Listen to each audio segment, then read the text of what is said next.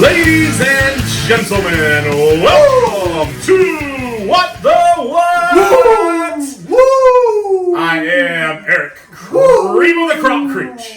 And Oh, joining me yeah! today, my broadcast colleague, the king of the pod, Kyle Whitley. Oh, yeah! Here we are. Oh my goodness! And look, we've got the network connection low on our Facebook. I mean, I don't know if that's because of all the yelling, Probably or is. if that's because of we're just bad internet. I have too much energy for Facebook. Whoa, my goodness! How the heck are you, my friend? Doing great. How about you? I'm doing fantastic. Don't hit too hard; you'll knock over the Funko Pops. They can stand up. No, they're standing now. We want them to not fall down. I don't know. Should have kept them in the box then, because Ric Flair's not going anywhere. Yep. He's in a box. That's right. He is in a box, but He's not falling. But me, I'm someone who wants to get the toys out and play with them. So I mean, that's literally what this Let is. him breathe. So You ever watch that? Zack Ryder and the Major Wrestling Figure Podcast? No. You should.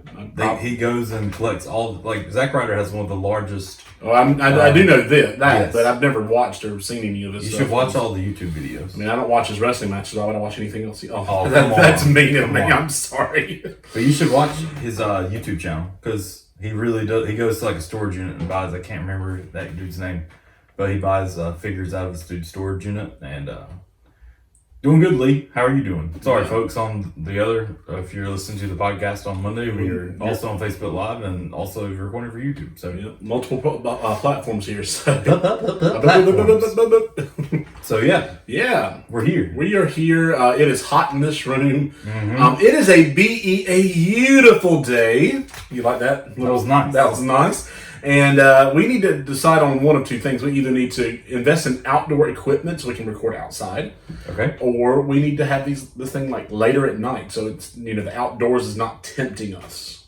Maybe we should just start doing it at your house where the air conditioning's on. That's true. I guess. Either way. Maybe.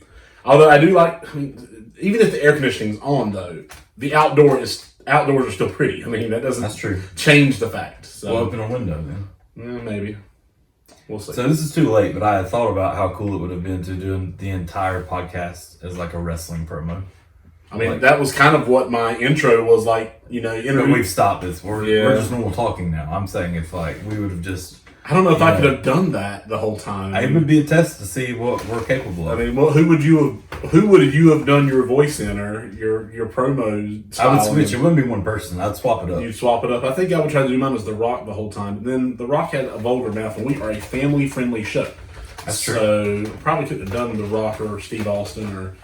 You have to go old school, where they just yell and talk about random things. It would be like Vader. Yeah. Vader had some of the best promos on Boy Meets World I've ever seen. That's true. So And Ultimate Warrior, he just yelled about things and you really had no clue what he was saying. It was nonsense. Macho Man was the same way. yes. So Hulk Hogan, I could say, you know something, Mean Gene? We're here to record the podcast this week, and I want to know, brother, are you ready? Can you hear all the what maniacs out there just ready? That have taken their vitamins, that have drinking their coffee, that have got ready for the what podcast this week. Oh, brother, I can feel it rising up now. Oh yeah. And the Macho Man, he says the cream rises to the top, and I can't do his voice. Cream and crap. I cannot do his voice. Some people do a really good Macho Man impression. I cannot do the I Macho used to Man. do it, but it's not good if you're going to advertise about it. Yeah, I snapped into a Slim Jim. I've snapped into my fair share of Slim Jim. So They didn't make me slim one bit. no, I'm one fat Jim. No, exactly. I need to get out and do some exercising. I mean, it's a beautiful day, and we've had some beautiful days this week. It's going to get cold over the weekend, but this whole quarantine stuff. I mean, I need to get out and start doing some more walking. You know what I've been doing this week? DDP yoga. Nice. It relates to our topic today, but I started back up on my diet this week. I'm ruining it with a Dr. Pepper right now. I needed some caffeine. Zero sugar. Yeah, I should have got a Coke Zero out of Rickie's fridge instead, but I didn't. But yeah, I started back on DDP yoga this week. I've been doing good, stretching it out, getting the diamond cutter, and then you Hulk it out. Oh. You take your diamond cutter and you lean way back and stretch it out, bring your arms out to the side, and Hulk it out. That's what he says. And then he goes, attention, and you straighten your back up and breathe, and then you just kind of like jump and get a little loose. That's how you do it. I'm getting good at it. Well, that sounds awesome. Well, I say that. I was shaking where my muscles were like, stop, lay on the floor, quit. But I didn't. I did not quit. I didn't tap out. Well, today we are going to be talking about wrestling, our favorite WrestleMania moments. Yes. You want to keep talking over me now, or are you done? It just didn't work. Finally, I've said in a world so many times. And it hasn't worked since Boy Meets World. It didn't work. It didn't work then. In a world of the wrestling entertainment, formerly in a world of the Wrestling Federation, that was also in competition with the world of championship wrestling. I think that was all the worlds, at least the major. There was Extreme Championship Wrestling. It's not a world though, because you had World Wrestling Entertainment, World Wrestling Federation, World Championship Wrestling. Yeah, that's true. So all you other folks that are tuning in like, hey, I love listening to these guys talk about their childhood. And then here we are talking about wrestling this week. Sorry. It was part of our childhood. And the stats show that wrestling is not one of our more popular topics. That's okay. But that's okay. Not everybody is going to enjoy everything that we talk about. That's true. And I don't. So if you are tuning in and you're like, ugh, wrestling. Well, next week we're doing Disney songs, so maybe that'll bring you back. We're back and forth. But maybe if you did listen and you listen to some of the stories, you might enjoy this too, even if you're not a fan. So yeah. But we are excited to talk about one of the premier WWE events today with this episode. Before we do that, and before you log off if you don't like wrestling stuff, please subscribe to this podcast. Should have done this earlier. We had like 8 people watching us on Facebook. And now we're down to 2. Please subscribe to this podcast on Apple, Spotify, Google Play, Stitcher, TuneIn, Podbean, Overcast, etc., etc., etc. Make sure you search for What the What Media, all one word, and please rate and review us 5 stars, just like the matches we're going to be talking about today. 5-star matches, 5-star reviews. Yes. Also, go ahead and follow us on Twitter at WTW_media, Facebook and Instagram. It can also be found at What the What Media. And if you like this episode, or if you don't like this episode, there's 42 other episodes to choose from. We're coming up close to a year, dude. We're coming up close to 50. That's not a year. Well, 52 would be a year. 52. 52. Yeah. 54. Leap year, 53. No. That's a day. The day doesn't add an extra week. We're getting old. Days turn into weeks sometimes. No. But if you like this episode, or any of the 42 other episodes of the What the What podcast, please share this. We want to get more listeners. We're on YouTube. If you see the YouTube link come out, share that, subscribe there so we can, get a custom URL and eventually, maybe even turn that into a paid platform. Who knows? And if you do share it, we will give you a shout out when we record.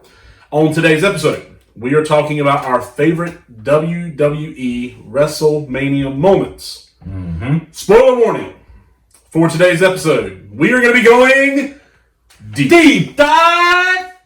No, we're just going deep. We're going to dive deep. We're going to take a deep dive. We're going to be going deep. All right, then. Taking into account the entire history of the event. So with that in mind, Kyle. Yes. The following podcast is scheduled for 1 hour, or give or less take. Than that, give or take. This is our favorite WrestleMania moment, starting with your first entry. My first entry. Oh, we're going to keep talking. We're up to 6 now. All right, keep talking then. People All are right, loving it. This one comes from WrestleMania 17. I guarantee our lists are going to be very similar. Not all of them, but yes. Edge and Christian. Oh, okay, good. Okay. Versus the Dudley Boys. All right, there we go. Versus the Hardy Boys. Yeah. Is it the second time they had this match? It was the second time they had a TLC match, but the previous WrestleMania they had a triangle ladder match, which is technically a different match because it was just using ladders, but they also used tables and chairs in that match. So in a way that was like TLC 0. Okay. And then they had TLC 1 at SummerSlam in Raleigh, and then this is TLC 2. Okay, well, I'm glad you know these things. That's why we rely heavily on you. Random, useless knowledge. Hey, you're making a podcast with that knowledge right now. It's random and it's useless. Go for it. I'm not going to... Is the other one on your list? No. Okay, cool. So the other night, Erica and I last weekend were watching we got the WWE Network so we could watch WrestleMania this weekend. And in that, Saturday, we kind of just spent the day watching wrestling stuff. So knowing this was coming up, I started watching top WrestleMania moments on there. They have a whole match where they just show you the entire match in back to back to back. And this one was not the first WrestleMania, well, I guess tables, ladders, and chairs, but first ladder match in the essence of there's things hanging above the ring and ladders. But this is the one that kind of, well, the year previous, they had one that was the triangle ladder match, which we talked about, which is the craziest match. Yes. At first, you had seen it at WrestleMania or something like that. But then they come back and step it up another notch. Because I was noticing during that one that all the ladders, for the most part, were the same height. Yes. There was one, I feel like, out on the ramp that was a little bit taller. That Jeff Hardy did the Swanton bomb off onto Bubba Ray Dudley. Yes, an iconic moment there. Yes, so that one was there, but then they moved forward the next year, and you look, and they've got different size ladders in the rings. They've got, first knowing the background of it, they said, well, this was a huge hit. This was amazing. Let's go crazier next year. And so this is the year that Jeff Hardy's hanging from the belts up top, about to win. Edge climbs this giant ladder. Quit staring at my list. Eric's cheating in here, folks. Then he spears him hanging from there, however many feet in the air. And I don't know, one of the most iconic things from that match. But yes, I don't know, it just stood out to me. I really enjoyed it. It's just crazy. Plus, it's from our time period of watching wrestling, especially like me being a child. I'm a teenager, I guess, at that point. But I don't know. I know more about our time period versus previous time periods. I've never gone back and watched. But yeah, that's my number. I don't have any specific order. I don't have a specific order either. These are just moments that stood out to me. So all of my moments are moments that I personally watched. Now, most of these I watched live. There's one moment that I did not watch live, but ended up seeing like through YouTube like a couple of nights later, or like, or I think I ended up buying the DVD and watching it then. But this first moment, it's from WrestleMania X7 or 17. Steve Austin versus The Rock. That was a good one. This was the first WrestleMania I got to see live. I saw it at a friend's house. Nice. And the entire event was fantastic. You just mentioned the TLC match. There's several moments from that event that I could really point to.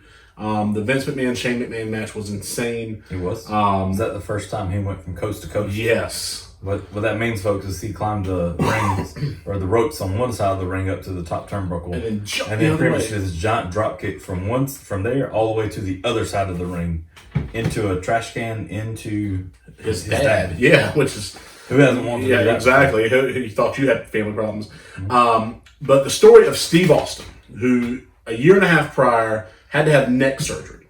Okay, and he was the top guy before that neck injury. And then you also have The Rock, who became the top guy after Austin left. They were already kind of battling it out 1A, 1B. They'd already had a WrestleMania main event 2 years prior. But The Rock really took off in 2000s. He started getting Saturday Night Live hosting opportunities, television show spots. He started getting movie offers. And this is after Austin had his neck surgery. They were battling it out for the top championship. And it was a culmination of a couple of years of storytelling. Austin, he was telling everyone leading up to this event how badly he needed to be champion. There wasn't like a good guy, bad guy vibe here. They were both considered good guys, like literally the best, both of them the best top of the game.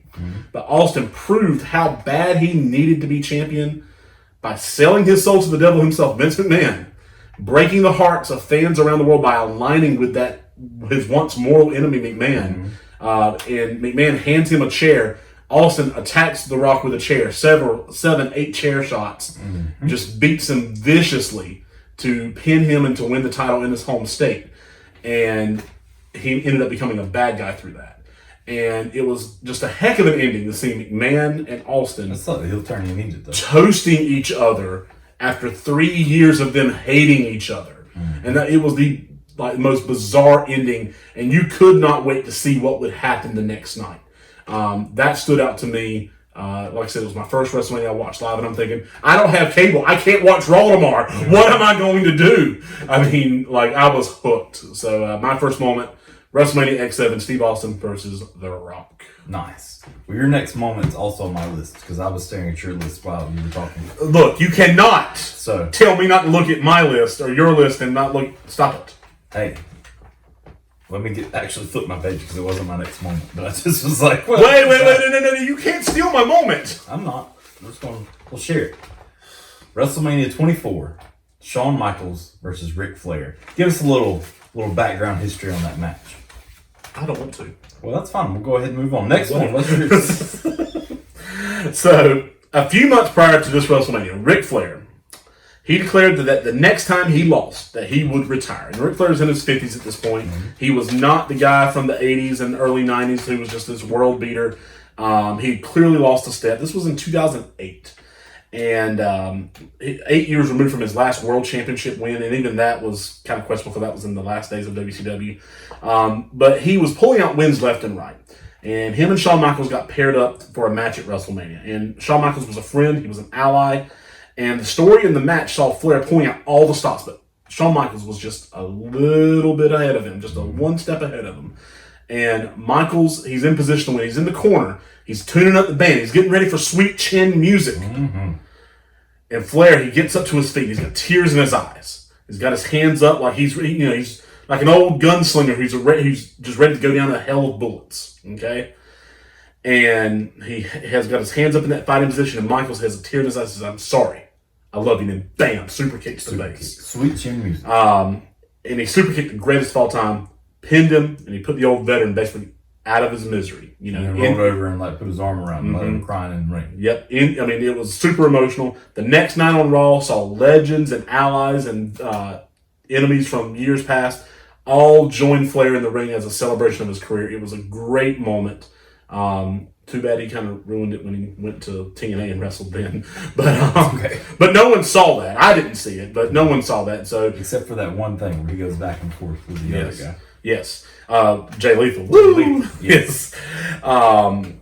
This was a great moment for me. Obviously, a great moment for you. Yes, I feel like for me, I mean, you said it all with that emotion, and the match itself was good, but just the end.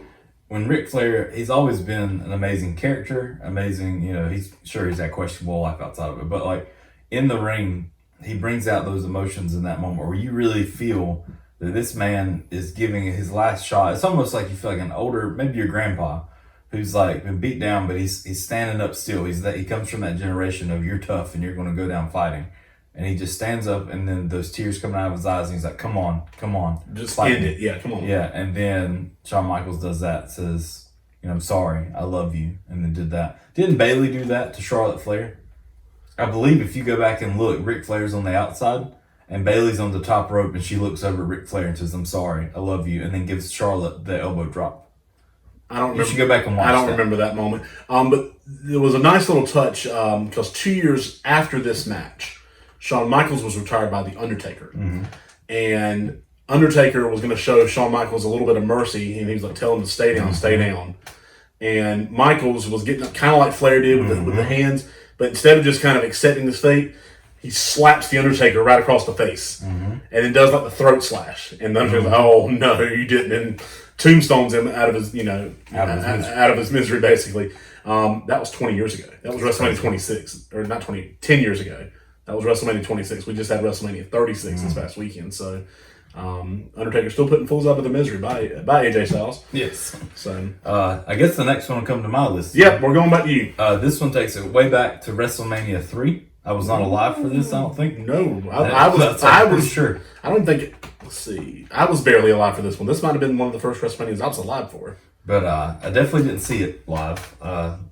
But it's one of those iconic moments. You were alive for this. Okay, I was about to say, but you were like a month-year old. Yeah, I definitely didn't see it, and it's not one of those things that honestly I remember the match being an amazing match. But you have Hulk Hogan versus Andre the Giant, and it's one of those just iconic moments. Especially when growing up, you didn't have to see the match; you would just see these clips of where he body slams or power slams Andre the Giant, he picks him up off the ground and throws him down.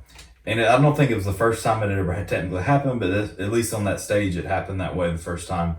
It reminds me of the same way I think Yokozuna at some point. But then I remember for me, I didn't necessarily see that. I remember watching WCW growing up, and you have but just the Giant. Paul White was there. Yes. And it's the same way when somebody picked him up and threw him down. It was just one of those moments that made you stop.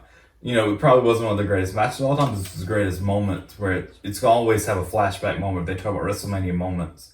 that was the, so like in terms of like wrestling lore, okay, this is an example of the marketing genius of Vince McMahon. Now, Andre the Giant had been slammed, had been beaten before this, but the story they presented was he's been undefeated for 15 years. He's never been body slammed, even though Hogan himself had body slammed him like 3 or 4 years prior. I mean, who needs to remember all that? But this, WrestleMania 1 was a big deal because they had Mr. T and Hogan teaming up in the main event. But in terms of the first like really big singles match at a WrestleMania, this was the top of the heap. This was the, I think it was the way it was described by commentary, the unmovable object versus the irresistible force. Who would win in that battle? And like you said, not the greatest technical wrestling match, but in terms of pure spectacle, absolutely one of the most iconic moments to the point where we're still talking about it 30 years later. Jonathan Butler says, Yo! Jade's watching as well. What's happening? What's up? But yeah, that's one of those things. The same way I talked about in my previous one, we were talking about this craziness with ladders and chairs and everything else. This didn't exist back then, but you're talking about a time period that's completely different. Same way you didn't have the internet or WWE, whatever network that you could just pull up the match and be like, oh no, see, he body slammed him here. Like, this is one of those things you pretty much tell you, and everything, especially if it's not in the past year, you probably don't remember. Unless you're Eric Creech, because you remember all things. I remember all stupid things. So yes, next. All right, so my number 3, WrestleMania 32. Okay. Charlotte defeats Becky Lynch and Sasha Banks to become the new women's champion, not Divas champion. Women's wrestling in the WWE had always been treated kind of like a joke. Okay, it really was. They were relied upon. The people weren't, but just what they put on TV. They were relied upon more for their looks and less for what they could bring in the ring. And they had a championship called the Women's Championship years prior, and it was dropped in favor of a Divas Championship. That's how they were labeling all their women competitors as divas. And this all changed when they had several great women's wrestlers brought up from the developmental territory in NXT, alongside with several capable women already on the main roster. And they started to change that narrative to give the women a chance to do what the men were doing, to have long matches, to have compelling storylines, and not just be relied upon as eye candy. So at WrestleMania 32, Charlotte Flair, who was the current Divas champion, they retired that belt. And they unveiled a new WWE Women's Championship that looked just like the Men's Heavyweight Championship. It was just, it had a white strap instead of a black strap. But it looked equal in terms of its support. It wasn't a butterfly, which was what the Divas Championship looked like. And Charlotte Flair defeated Sasha Banks, who was accompanied to the ring by Snoop Dogg in a great entrance. She had the big SUV or the Escalade or whatever. And Becky Lynch to win that championship in what was the match of the night that night. I mean, WrestleMania 32 was not a great WrestleMania. You had Shane McMahon and The Undertaker doing the stuff in the cell, but it was not a great WrestleMania, but this was the match of the night. And I believe the success of that match led to Ronda Rousey signing with the WWE a couple years later, and along with the rise of Becky Lynch, it was responsible for the women main eventing WrestleMania for the first time a year ago. So it's on this list, one of my most important WrestleMania moments, favorite WrestleMania moments, for the importance it has for women's wrestling and the significance that it carried years later, 3-4 years later, that the women are still in positions to main event pay-per-views. And I never thought they would ever main event a WrestleMania until last year, when I was like, wow, they actually could conceivably do it and it would not feel out of place. Now, I don't think we saw that main event because it was so late, and that, WrestleMania last year was like 7 hours long. But I think everyone had gone home by that point, and I think I watched it by myself. But and even I think I fell asleep during part of it, because again, I think I caught the end of it when I got home. 7-hour WrestleManias, but still, the point remains. They were given the opportunity to close out the biggest show of the year, and I think it would not have happened if not for the success of this match. Well, in addition to that, the same way we were watching the WWE Network on Saturday in anticipation for WrestleMania, there was some different things from the 90s and 2000s, like they were showing the women and things that they were doing. And Erica kind of looked up and laughed. She's like, what in the world is this? And I was like, that's why we get so excited now about the quality of women's division. Yes. Because this is all that they were allowed to do. This was what they were put on television to do. Yes. They didn't get opportunities like what we're seeing now. And I honestly think that's why I really honestly enjoy the women's division better than I do the men's division at this point. We've seen some crazy male wrestlers throughout the years, but we haven't, had this opportunity to see the women do what they do. You can always relate back for the most part if you're watching a male wrestler to, that reminds me of so-and-so or this or that, which is still good. Like, don't get me wrong, I like it. But for the women's division to find, it's something new. Like, you didn't get to see them wrestle and act, especially up to the level that they do now. So, I don't know. It's one of my favorite things to watch. So, moving next, WrestleMania 10. Okay. Razor Ramon versus Shawn Michaels in the first ladder match. The bad guy. We watched this one the other day as well when we were getting anticipated for this. It was one of those ones, I don't know if I'd ever seen the whole match before until the other day.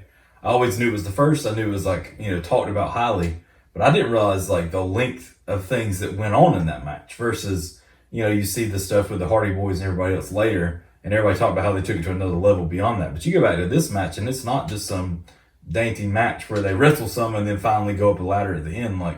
It takes a little bit, but finally they bring that ladder into the match, and they just full blown go at it. Yes. I loved watching that. I loved, I don't know, just seeing them, especially back in that time, because I just didn't, in your mind, you don't think back to that time span and think about, them using a ladder or being extreme per se. That was a more safe television, time period. But to see them, what they're doing with this ladder, to see Razor Ramon, because I'll be honest, I didn't watch WWF when Razor and Diesel were there. I didn't know that side of them. I knew them as the outsiders in the NWO when they were on WCW, but I didn't ever see Razor Ramon wrestle. To see him come out, to see Diesel come out with Shawn Michaels at the beginning of the match and get kicked out, just to see the lengths that went, I don't know, it really set the bar and for future matches for a whole different. It made a whole pay-per-view now, ladders, tables, and chairs and everything else, or tables, ladders, and chairs for TLC. But oh my. I told Eric we were watching this first, because we were watching the other one where the Dudley Boys had the ladder and the table, and he finally was like, Devon, get the table. I was like, that's it. It's like, that's what I've always wanted to tell our pastor, Devon, just to yell like, Devon, or get Devon, the table. Get the tables. We're going to do it one day. I am. Like when we're setting up for something in the sanctuary after church one day, we're going to say, Devon, get the table. We're going to shove him. And and he probably won't get the reference, and he'll be like, "That's my point." Like, I would hope he would get the reference, but I'd be really sad and disappointed though if I yelled that and he's like, "Why are you yelling at me?" Yeah. So I don't know. Either way, good stuff. Moving right along. All right. So my number 4 moment is from WrestleMania. Actually, my last 2 moments are both from WrestleMania 30. Okay. This was the first WrestleMania on the WWE Network, and one of the first WrestleManias I'd seen in years. This is The Undertaker losing the streak. Now, this WrestleMania started with 3 legends opening up the show. Steve Austin, The Rock, and Hulk Hogan trading memories, iconic lines, and they were all kind of joking on the Hulkster on his inability to remember that he was in the New Orleans Superdome, not the Silverdome, which was in Michigan, and in fact no longer existing. But it ended, it got to a point, this didn't end the show, but it had one of the biggest shocks in WrestleMania at the time. And it was the culmination of one of the greatest, it also had one of the culmination of the greatest underdog stories, which we'll talk about in my number 5. The Undertaker had never lost at WrestleMania. He had won 21 matches at the Show of Shows. He had defeated the likes of Shawn Michaels twice, who he retired 4 years prior. Triple H, he beat him 3 times. Kane twice. Randy Orton, Ric Flair, Diesel, CM Punk, and Edge, among other names. Batista, Dave Batista was on that list. And he was facing Brock Lesnar, who had returned to the WWE 2 years prior after a great MMA UFC career.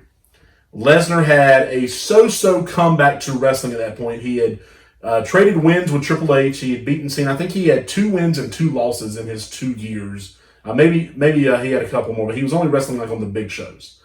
And he had traded wins with Triple H, and he lost to Cena in his first match back, which... so everyone thought he was just going to be another number in the streak of The Undertaker, who was undefeated. But during the match, Lesnar hit Undertaker with his finisher, the F5, hit it 3 times. 3 times. And on the 3rd, he successfully pinned the Dead Man to end the streak for the first time in WrestleMania history.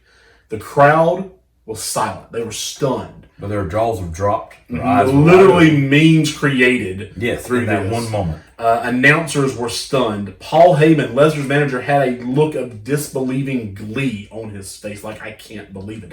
Lesnar's music, usually when someone wins, their music plays immediately after. His music didn't play. Like, the sound guy was it wasn't supposed to happen. Like, the sound guy, wasn't expecting it, so he didn't play the music. And then finally, after what seemed to be an eternity, but was really only like a minute or so, a 21-1 graphic went up on the screen, on the Titantron. And it confirmed what everyone thought would never happen, that the immortal Undertaker had lost at WrestleMania. He did. So, do you think that Brock Lesnar was the one that should have done it? Yes. Okay. And here's why. Okay. That was 6 years ago. Based off that, he was able to have a run with the championship. Now, I don't like him. I think, you need to have a full-time person there to be your champion. But in terms of the draw that that they think he is, and I don't know if he's that big of a draw or not, but in terms of the legitimacy he brings to, to what he has, for the first few years, I was like, heck yeah. I mean, he destroyed John Cena at SummerSlam later that year. The only way they got the belt off of him was Seth Rollins cashing in and pinning Roman Reigns the year later. I thought it was great. Now, 6 years later, he's probably been around way too long, in my opinion. But he's not champion anymore. But he's not. He's not champion anymore. But I figured I thought for years that whoever beat the Undertaker needed to make their name off of it. But then, in my opinion, in hindsight, that person was going to be doomed to fail because they would never be able to live up to the legacy of the Undertaker. So give it to someone who has some legitimacy behind it, and that's Lesnar. He has the legitimate MMA background where he could legitimately beat the crap out of somebody. And I mean, if he doesn't work out, I mean, guess what? I mean, it might not have worked out with someone else, but with him, you have that legitimate background behind him to prop him up in case, the idea of him beating Undertaker doesn't work. But I think that propelled him forward, and it propelled WWE storylines forward. That's true, and I'll give it that to the point that I don't really care for Brock Lesnar at all, but watching, I don't remember which pay-per-view it was. We watched at your house in the past couple years, but when he fought Daniel Bryan. Yes. Or Daniel Bryan. But he fought him, and there was a part of me that was like, stop the match. Like, he's going to kill this man. Yes. And it's not like storyline. It's like, no, he's broken. He's gone too far. He's going to kill this man. Yes. Stop the match. He broke his neck before. He's come back from a neck injury. He's going to break his neck. By the way, he's throwing him across the ring.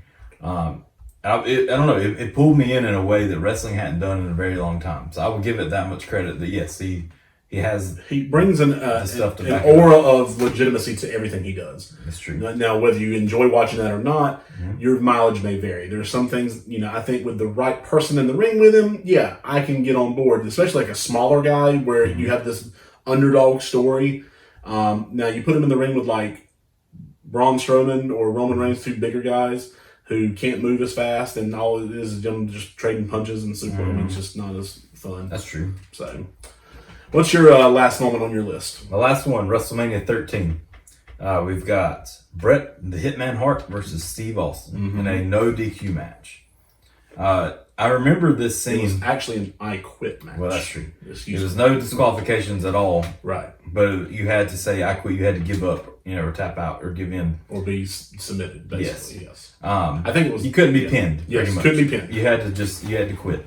And I remember this because I could be wrong, and I just remember seeing the clip over and over. And I don't know if it was something they played at the beginning of Raw on weekends. Yes. As part of the promo, when it's coming. This was the intro to Raw for years. Okay, so that's why it stood out in my head so much. It's where Bret Hart has Stone Cold in the sharpshooter. Why am I the thorn in your eye? And he's got blood pouring down on his face, and he's like reaching out, like for help, like not even like begging for help, but just in so much pain. That's what you got. That was the image you got when you were getting prepared to watch wrestling every week. So I didn't see this live. Honestly, I didn't see a WrestleMania live at all until I started watching them at your house. Nice. Pay-per-views in general, we didn't ever. They were too expensive. Yeah, we never did pay-per-view growing up. So seeing it at your house, they're still too expensive. That's true, but like for me, I don't know. That was the thing. And then the way the match ended is, it's not He didn't tap out. He didn't say, I quit. He literally passed out. And to the point that Ken Shamrock, who was the special guest referee that night, looked at him and was like, can you continue? And like, he's just out. Yeah. I thought that was a great way to end it. It's not a matter of, he didn't quit, but he lost to the better man, but he did not give up. No, he fought until he could no longer, physically, like, his body gave out on him. So for me, I don't know, it's just something cool to see. And plus, like I say, literally the only match worth watching from that show. Well, see, I have no clue what else happened on that show. So, well, the Rock was known as Rocky Maivia at the time. He was the Intercontinental Champion, and he faced Rikishi. But Rikishi wasn't Rikishi. He was the Sultan. It was so bad. Anyway, so don't go back and watch. Don't watch this match, but not the rest of the show. My goodness, it's awful. All right, what you got? My last one also comes from WrestleMania 30. Daniel Bryan becoming the champion. The night of WrestleMania 30.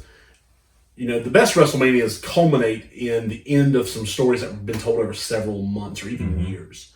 Daniel Bryan had earned the fans' goodwill and support through years of hard work. He was just, he was undersized. He was a submission wrestler.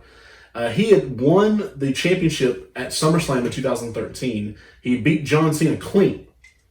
John Cena was the golden boy, and he beat him clean. Triple H was the guest referee.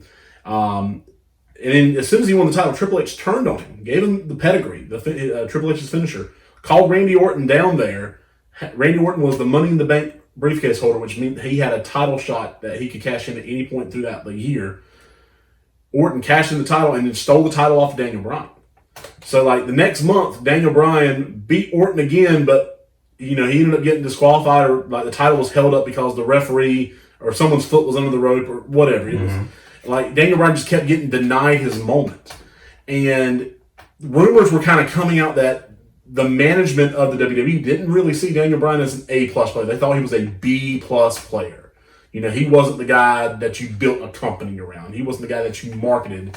He's a smaller dude when you compare him to people he's wrestling. Yeah, he's a smaller dude. To the point where, so Daniel Bryan had the yes chants where he would just point up to the guy and everyone go, yes, yes. They tried giving that to the Big Show.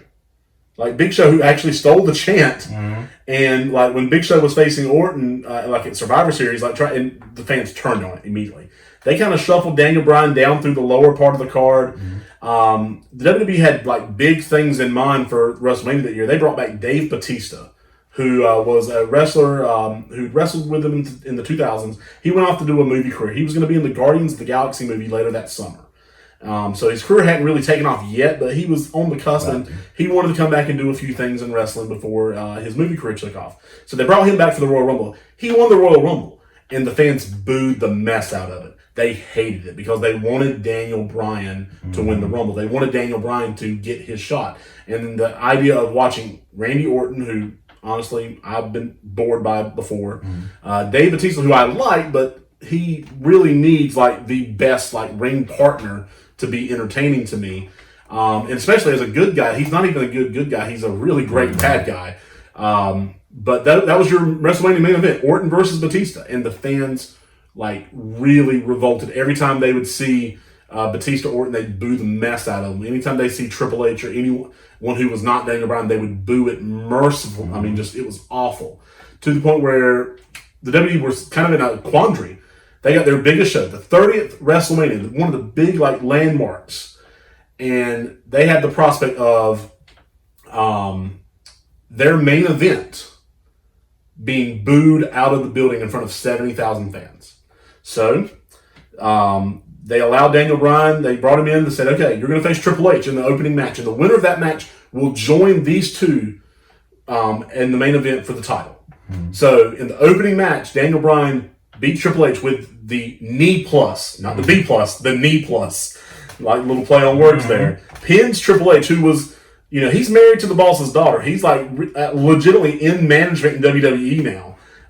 So he got pinned clean in the first match, and then submitted Dave Bautista in the main event to win the championship. And the show ended with the thousands and thousands and tens of thousands of fans doing the yes chant while he holds up both of those title belts up to the crowd.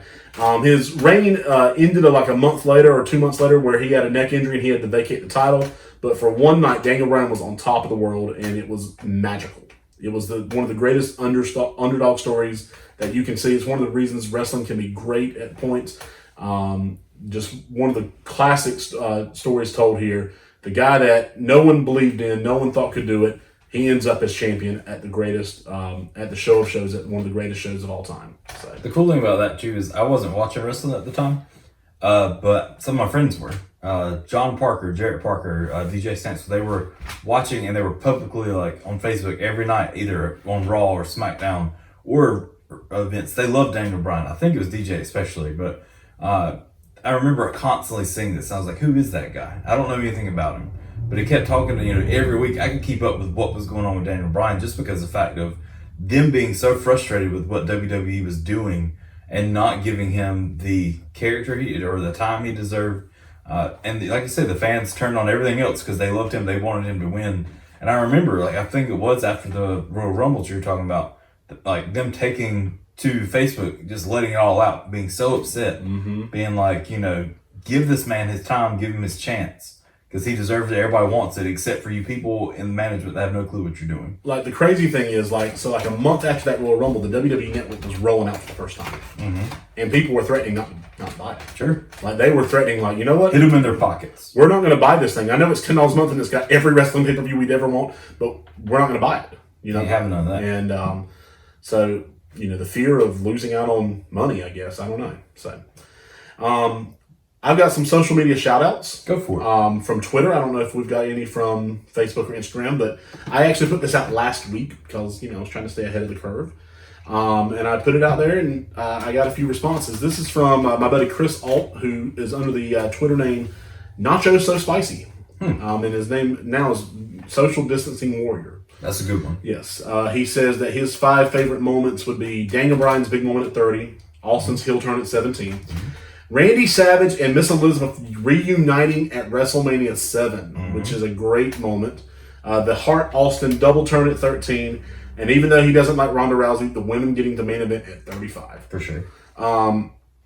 This is from my buddy Mike at MDWDW. DFW. MDWDFW. I didn't write his Twitter name down. He says, Andre's entrance at WrestleMania 3. Jesse Ventura saying, this is the biggest match in the history of professional wrestling. And then Hulk's exit. Jesse Ventura saying, I believe Hulkamania will live forever. Randy Savage's redemption. Gorilla Monsoon, what a woman and what a man. I mean, just a great moment there. Bret Hart's breaking moment at WrestleMania 13, Jim Ross. Listen to the chorus of boos directed at Bret Hart. Austin's homecoming at WrestleMania 17. The challenger from Victoria, Texas, weighing 252 pounds, Stone Cold Steve Austin. That's Howard Finkel. And then Hulk salvation. This is the one we didn't talk about. Hulk versus Rock at WrestleMania 18. It was very close to my list. It was very close on mine, too. What you gonna do, Rock? Jerry Lawler's screaming that out whenever the fans just turn on the Rock and they're cheering for Hogan, who's the bad guy here.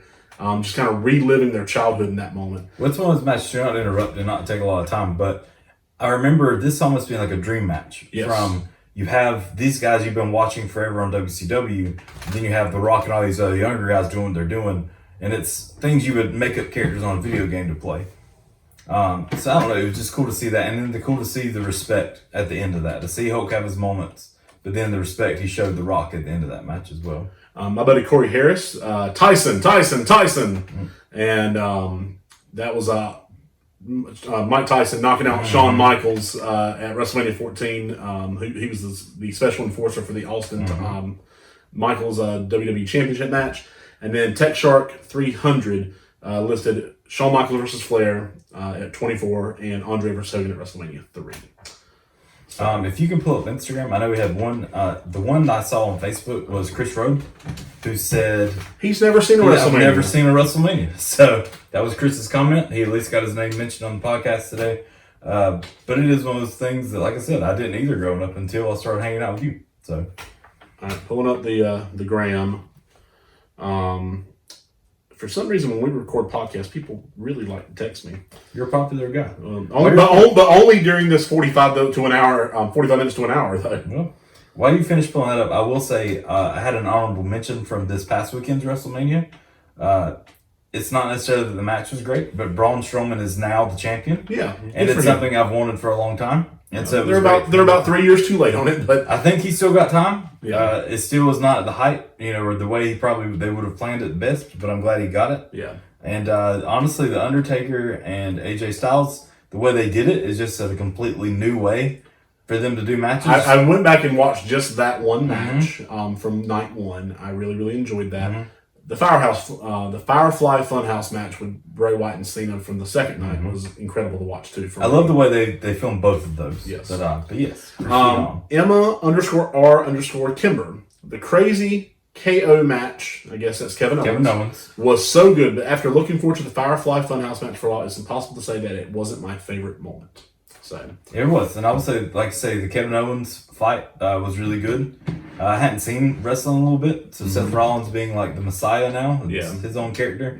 Yeah, he's better as a bad guy. So. Yeah, I liked what Kevin Owens did with that match, and the same way, I think I saw it online. You either hated or you loved the whole Undertaker and AJ Styles. It's very divisive, but I saw somebody said, put that out weekly. I would love to see it. I wouldn't want to see it weekly. Well, I don't know, but an annual thing where they said they'd love to see the Undertaker just take on different people. Do an episode of that. Yeah, basically. Like an old Western type thing. Yeah, so. A TV show more based that versus wrestling. So cool.